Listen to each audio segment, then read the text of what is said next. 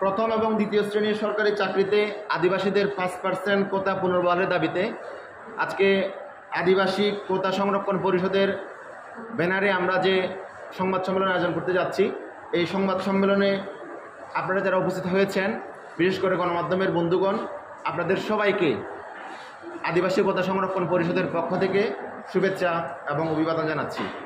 এবং একই সাথে আপনারা দেখতে পাচ্ছেন যে আমাদের এই সংবাদ সম্মেলনে পাহাড় এবং সমতলের বিভিন্ন জাতিগোষ্ঠীর শিক্ষার্থীরা যারা ঢাকা বিশ্ববিদ্যালয় থেকে শুরু করে বিভিন্ন পাবলিক প্রাইভেট বিশ্ববিদ্যালয় এবং এই ঢাকা শহরের বিভিন্ন প্রতিষ্ঠানে পড়াশোনা করেন, সেই শিক্ষার্থীরা আজকে এখানে এসে উপস্থিত হয়েছেন।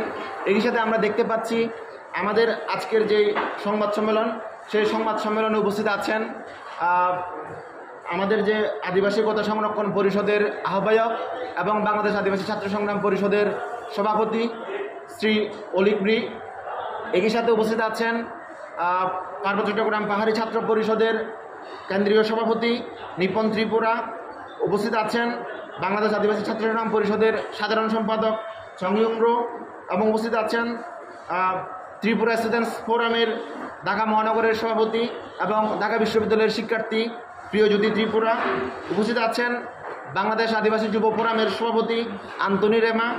উপস্থিত আছেন সুব্রময় মাহাতো ছাত্র সংগঠনের সভাপতি এবং একই সাথে শেরে বাংলা কৃষি বিশ্ববিদ্যালয়ের শিক্ষার্থী।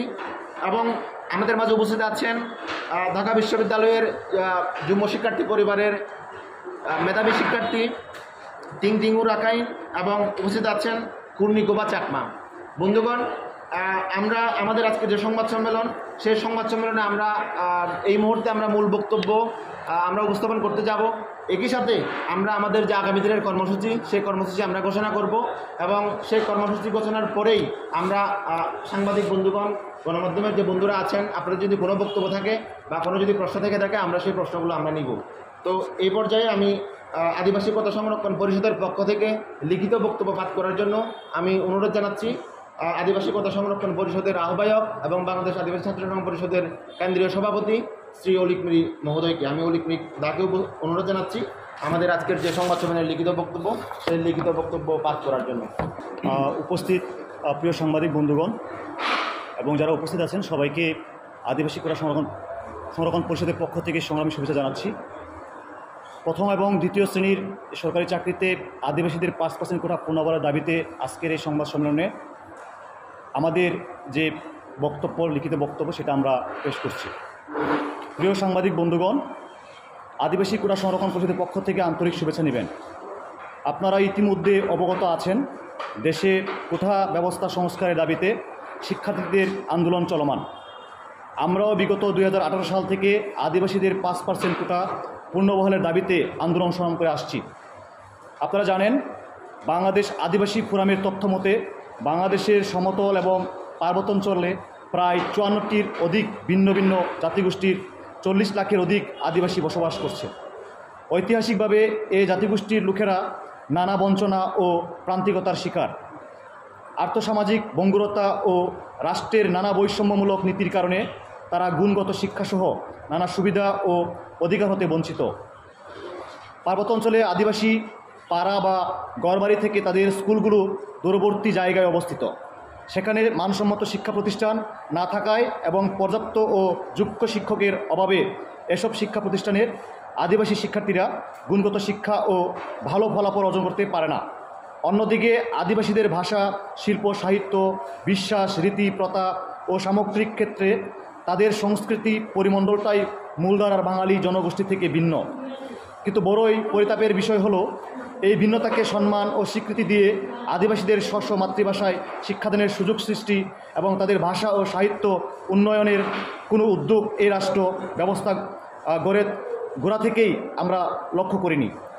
যার ফলে আদিবাসী শিশুরা ভূমিষ্ঠ হওয়ার পর থেকেই নিজেদের মায়ের মুখ থেকে শিখছে এক ভাষা, অর্থাৎ মাতৃভাষা।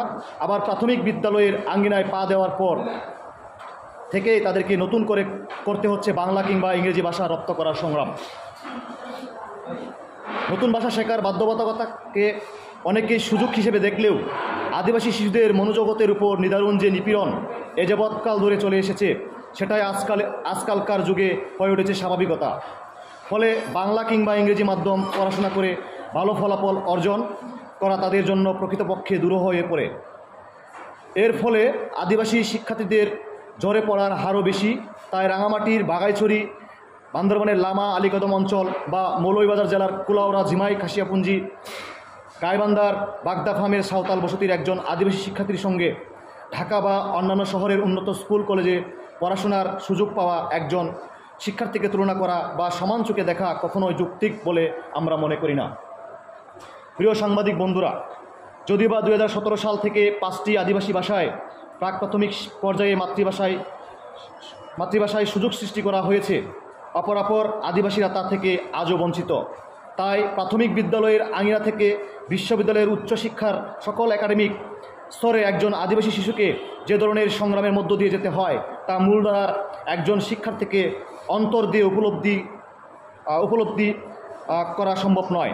কেননা একজন আদিবাসী শিশুই জানে সম্পূর্ণ ভিন্ন একটি সাংস্কৃতিক পরিমণ্ডল এবং দারিদ্র্যপীড়িত পরিবার ও সমাজ থেকে উঠে এসে মূলধারার জনগোষ্ঠীর চাপিয়ে দেওয়া ভাষা, সাংস্কৃতিক চৌহদ্দি ও সিলেবাস অনুযায়ী তাকে পড়াশোনা করে ভালো ফলাফল অর্জন করা এবং প্রতিযোগিতামূলক পরীক্ষায় উত্তীর্ণ হয়ে মেধার লড়াইয়ে এগিয়ে থেকে কোনো পেশাগত পথ অর্জন করা কতটা কঠিন একটি কাজ।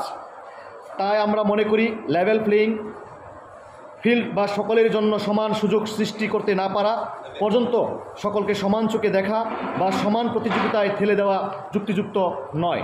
তবুও যদি এমনটি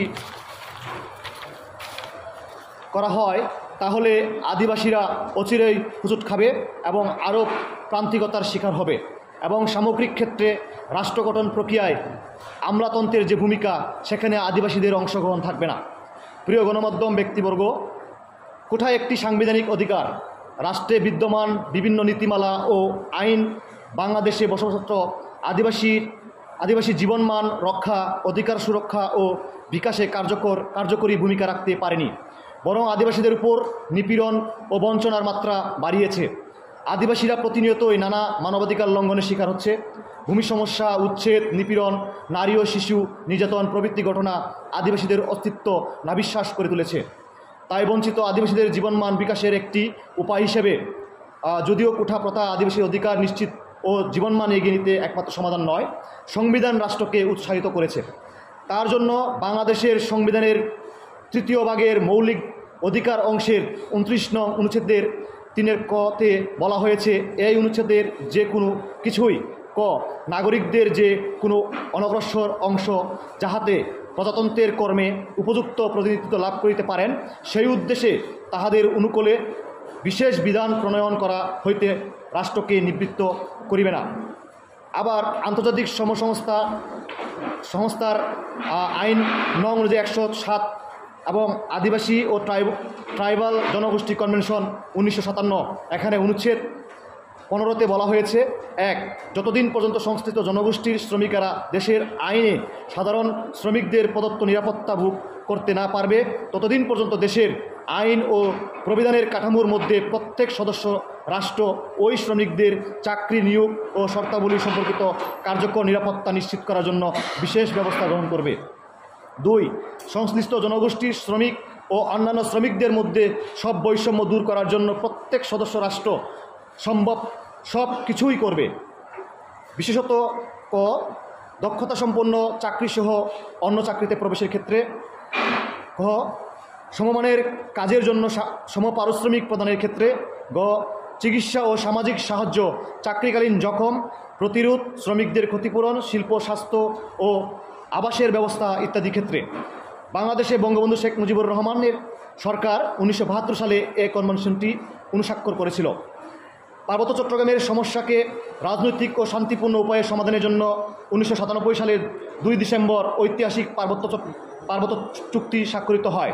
এই চুক্তির ঘয়ের 10 উল্লেখ আছে, কোটা সংরক্ষণ ও বৃত্তি প্রদান, চাকরি ও উচ্চশিক্ষার জন্য দেশের অন্যান্য অঞ্চলের সমপর্যায়ের না পৌঁছা পর্যন্ত সরকার আদিবাসীদের জন্য সরকারি চাকরি ও উচ্চশিক্ষা প্রতিষ্ঠানে কোটা ব্যবস্থা বহাল রাখিবেন। সংবিধানে দেশের পিছিয়ে পড়া জনগোষ্ঠীর জন্য বিশেষ সুযোগের কথা বলা হয়েছে। সে বিষয়টি বিবেচনায় নিয়ে প্রধানমন্ত্রী শেখ হাসিনা 2018 সালে কোটা ব্যবস্থা বাতিলের সময় সম্পূর্ণভাবে কোটা তুলে দেওয়া হলেও অনগ্রসর জনগোষ্ঠীর জন্য সরকারি চাকরিতে বিশেষ ব্যবস্থা করা হবে বলে জানিয়েছিলেন। কিন্তু সাম্প্রতিক বছরগুলোতে আমরা সে কথার প্রতিফলন আমরা দেখতে পাইনি। প্রিয় গণমাধ্যমের বন্ধুগণ, কোটা বাতিল হওয়ার আগ মুহূর্ত পর্যন্ত 34, 35, 36, 37 এবং 38তম ও 39তম এটা বিশেষ পরীক্ষায় মাত্র 157 জন আদিবাসী সুপারিশপ্রাপ্ত হয়েছিল। 2018 সালে কোটা বাতিল হওয়ার পর পাহাড় এবং সমতলের আদিবাসীরা সরকারি চাকরিতে প্রবেশের সংখ্যা খুবই কম। পিএসসির তথ্য মতে 40, 41 ও 43তম বিশেষ পরীক্ষায় 92 জন আদিবাসী উত্তীর্ণ হলেও মাত্র 4 জন সুপারিশপ্রাপ্ত হয়েছে। এই ধারাবাহিকতা চলতে থাকলে অন্তর্ভুক্তিমূলক বাংলাদেশ বিনির্মাণে আদিবাসীদের অংশগ্রহণ থাকবে না এবং দিন দিন তারা আরও প্রান্তিকতায় পর্যবেসিত হবে। আদিবাসীদের জন্য কোটা বরাদ্দ থাকলেও সাধারণ শিক্ষার্থীদের ন্যায় আদিবাসী শিক্ষার্থীরাও সমান 5 নাম্বার পেয়ে প্রিলিমিনারিতে এবং লিখিত ও ভাইভা পরীক্ষায় উত্তীর্ণ হয়ে থাকে। ফলে আদিবাসী শিক্ষার্থীরাও মেধার স্বাক্ষর রেখে চলেছে। তাই আদিবাসী শিক্ষার্থীদের অমেধাবী বলাটা অযৌক্তিক, অবান্তর এবং বাস্তবতা বিবর্জিত বলে আমরা মনে করছি। অন্যদিকে পার্বত্য চট্টগ্রাম চুক্তির পর চুক্তির আলোকে গড়ে ওঠা প্রতিষ্ঠানসমূহের পরিচালনার জন্য যে পার্বত্য চট্টগ্রাম আঞ্চলিক পরিষদ আইন 1998, পার্বত্য জেলা 3 জেলা পরিষদ সংশোধিত আইন 1998 প্রণয়ন করা হয়, তাতে উক্ত প্রতিষ্ঠানসমূহের কর্মকর্তাসমূহের নিয়োগের ক্ষেত্রে আদিবাসীদের অগ্রাধিকার প্রদানের কথা বলা হয়। যেমন পার্বত্য চট্টগ্রাম আঞ্চলিক পরিষদ আইনে 29-1 ধারায় স্পষ্টভাবে বলা আছে, আঞ্চলিক পরিষদ পরিচালনার জন্য যুগ্ম সচিব পদমর্যাদার একজন মুখ্য নির্বাহী কর্মকর্তা থাকবেন এবং উক্ত কর্মকর্তা নিয়োগের ক্ষেত্রে উপজাতীয় কর্মকর্তাদেরকে অগ্রাধিকারের কথা বলা হয়ে আছে। একই সাথে 3 পার্বত্য জেলা পরিষদের উপসচিব পদমর্যাদায় মুখ্য নির্বাহী কর্মকর্তা নিয়োগের ক্ষেত্রে উপজাতীয় কর্মকর্তাদের অগ্রাধিকারের কথা বলা আছে। কিন্তু বিগত 3টি বিসিএস এর ফলাফল দেখে বোঝা যায়, যেখানে কেবলমাত্র একজন আদিবাসী প্রার্থী মেধায় প্রশাসনিক ক্যাডার নিশ্চিত করতে পেরেছে। এ ধারাবাহিকতা বজায় থাকলে উক্ত প্রতিষ্ঠানসমূহেও আদিবাসী উপযুক্ত কর্মকর্তা পাওয়া দুরূহ হয়ে পড়বে। অন্যদিকে পার্বত্য চট্টগ্রাম জনসংহতি সমিতির তথ্য মতে পার্বত্য চট্টগ্রাম বিষয়ক মন্ত্রণালয়ে 99% কর্মকর্তা কর্মচারী পার্বত্য চট্টগ্রামের অধিবাসী এবং আদিবাসী নয়। ফলে তারা অধিকাংশ ক্ষেত্রে পার্বত্য চট্টগ্রামের সামগ্রিক বিষয়ে সংবেদনশীল নয়। ফলে অনেক ক্ষেত্রে এ কর্মকর্তারা পার্বত্য চট্টগ্রামের বৃহত্তর স্বার্থের বিরুদ্ধে অবস্থান নিতে লক্ষ্য করা যায়। প্রিয় সাংবাদিক বন্ধুরা, আপনারা আরও জানেন যে আমাদের আদিবাসী সমাজের বিকাশও অসম। আমাদের মধ্যে অনগ্রসরদের মধ্যেও আরও অধিকতর অনগ্রসর জাতি রয়েছে। 2018 পূর্ববর্তী চালু থাকা 5% কোটা রাখার ফলে আদিবাসী জাতিগোষ্ঠীর যারা সরকারি চাকরিতে প্রবেশের সুযোগ পেয়েছিল তাদের অধিকাংশই অপেক্ষাকৃত অগ্রসর আদিবাসী জনগোষ্ঠীর সদস্য। দেশে 54টির অধিক আদিবাসী জাতিগোষ্ঠীর মধ্যে এমনও সুবিধাবঞ্চিত বা অবহেলিত অনেক জাতি রয়েছে যাদের থেকে এখনও পর্যন্ত একজনও বিসিএস কিংবা ভালো কোনো প্রতিষ্ঠানে প্রবেশের সুযোগ পায়নি। এসব বিবেচনা না করে যদি এখনই এই পিছিয়ে পড়া জনগোষ্ঠীর জন্য বরাদ্দকৃত কোঠা তুলে দেওয়া হয়, তাহলে আদিবাসীদের আর সরকারি চাকরিতে হয়তো খুঁজে পাওয়াই যাবে না। অন্যদিকে দেশের গুটি কয়েক আদিবাসী জাতিগোষ্ঠীর কিছু সংখ্যক পরিবার সামাজিক, অর্থনৈতিক ও রাজনৈতিকভাবে কিছুটা অগ্রসর হলেও অধিকাংশই এখনও প্রান্তিকতার তলানিতে অবস্থান করছে। আমাদের দেশে এখন পর্যন্ত বানাই, দালু, পাত্র, কোচ, করা, কুল, খেয়াং, কুমিক, গণ্ড, চাক, তুরি, তেলি, পাংখুয়া, বম, বরাই, বুমিজ, মাহালি, ম্রো, লুসাই, হদি, হাজং এসব জাতিগোষ্ঠী থেকে কোনো প্রতিনিধি বাংলাদেশ পাবলিক সার্ভিস বিসিএসে প্রবেশ করতে পারেনি। বলতে গেলে হাতে গোনা দু একজনই মাত্র বিসিএসের মতো বড় পরীক্ষাগুলোতে অংশগ্রহণ করতে সক্ষম হয়েছে।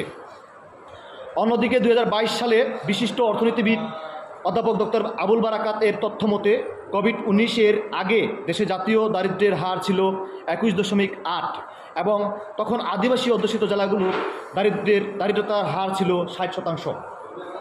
অন্যদিকে সমতলের 2/3 আদিবাসী কার্যত ভূমিহীন। তারপর কোভিড-19-এর প্রভাব, কর্মহীনতা, মজুরি স্বল্পতা, উৎপাদিত পণ্যের মূল্য না পাওয়া, খাদ্য নিরাপত্তাহীনতা আদিবাসী জনগণের দারিদ্র্য পরিস্থিতিকে তীব্রতর করেছে এবং এ হার 80% ছাড়িয়েছে বলে অধ্যাপক বারাকাত উল্লেখ করেন।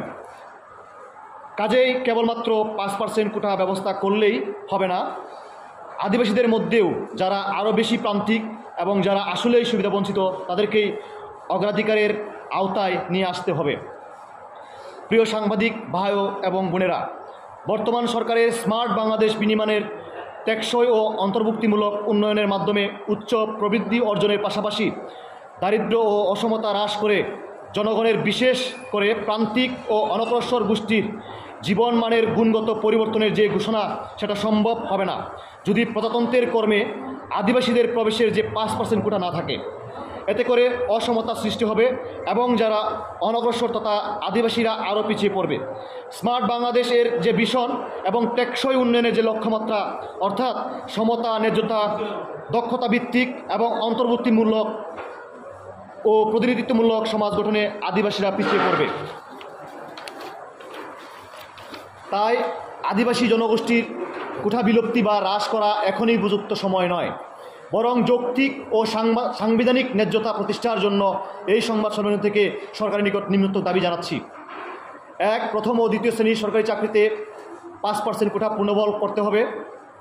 2. পুনর্বলকৃত 5% কোটা পরিপূর্ণ বাস্তবায়নের জন্য আদিবাসী জাতিসমূহের মধ্যে অনগ্রসর ও অধিকতর অনগ্রসর জাতিসমূহকে চিহ্নিত করতে হবে এবং 5% কোটা বাস্তবায়নের ক্ষেত্রে অধিকতর অনগ্রসর জাতিসমূহকে এ সুবিধার আওতায় নিয়ে আসার উদ্যোগ গ্রহণ করতে হবে। 3. আদিবাসী অধ্যুষিত এলাকায় মানসম্মত শিক্ষা নিশ্চিত, শিক্ষা অবকাঠামো নির্মাণ ও শিক্ষক সংকট দূরীভূত করতে হবে। আপনাদের সবাইকে ধন্যবাদ এবং আমাদের আজকের এই সংবাদ সম্মেলনের মাধ্যমে আমরা দেশবাসী এবং সরকারকে জানাতে চাই যে আগামী 16 জুলাই বিকাল 4টায় আমরা রাজু ভাস্কর্যে সমাবেশ এবং মিছিল করতে আমরা সেই কর্মসূচি আমরা আজকে এই সংবাদ সম্মেলনের মাধ্যমে ঘোষণা করছি। আপনাদের যদি কোনো ধরনের প্রশ্ন থাকে সাংবাদিক বন্ধুদের, আপনারা প্রশ্ন করতে পারেন।